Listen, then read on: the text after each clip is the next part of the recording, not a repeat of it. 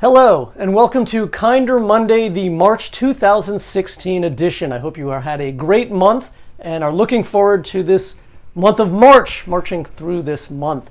Anyway, today we're going to talk about the difference between homeostasis and fear of change. So that's basically one of the main reasons why we don't change is homeostasis.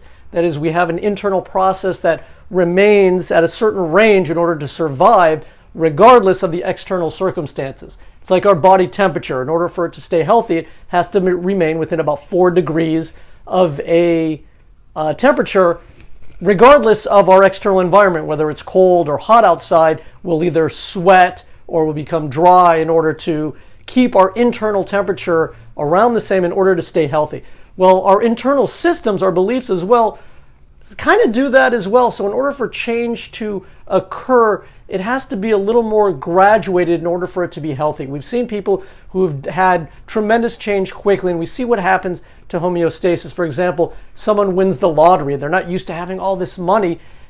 And I forget the statistics, but it's like 80% of the people who win large amounts of money within 5 years no longer have it because there's a homeostasis within themselves that is more comfortable than having all this external change.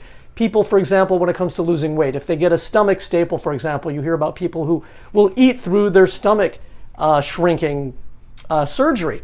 Because if they're not gradually making these changes, the body's sort of not going to hold these changes. And that's why some people, want hypnosis to be this magical thing where I walk in depressed and I'm one session and I'm a completely different person. Unfortunately, we have certain homeostasis systems within us that don't allow for massive change. Now, sometimes we do have massive change and we have traumas sometimes as a result of it, and then we have to deal with these traumas, which hypnosis is great for as well. So I want to distinguish between the difference between homeostasis and the fear of change. Now, the fear of change is really something that's mind produced. We're fearful of it even before it happens, and so we don't actually magnetize it towards us. Oh my God, I'm afraid of success, and we make up all these images of what it would be like to be successful, and I'm going to have all these responsibilities, and I'm going to be found out to be a failure, and all this.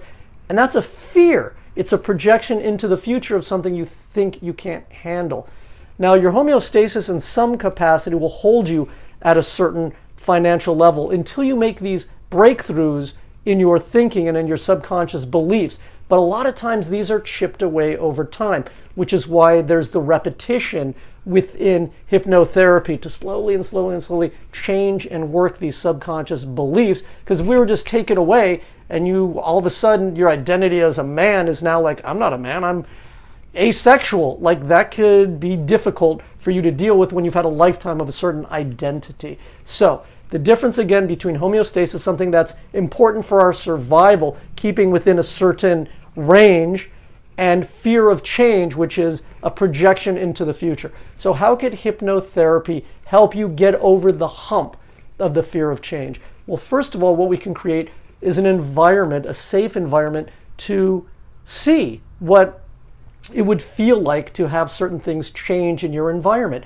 Now, virtual reality, by the way, is sort of bringing this to us as well. Being able to see, feel full textually a change in environment without actually having to go through it. Although I think there's going to be a real small difference between the virtual reality and the reality. So it's going to be interesting for training. But in our purposes, moving through change, getting over the fear of something changes, hypnotherapy, we can be in a relaxed state while we project the future. We can look at the fearful thought in a present moment in a hypnotic state. And that's very important because a lot of times when we project and have fear, we're not present at all.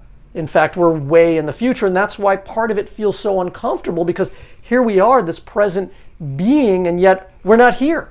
We are this sort of dead body with a mind that's over there, and that's what feels uncomfortable, is the disconnect between this living organism and this future mind. We're disconnected, our body, spirit from our mind and our thoughts. So we're getting our mind back to sort of the present reality, which is an amazing thing that hypnotherapy can do.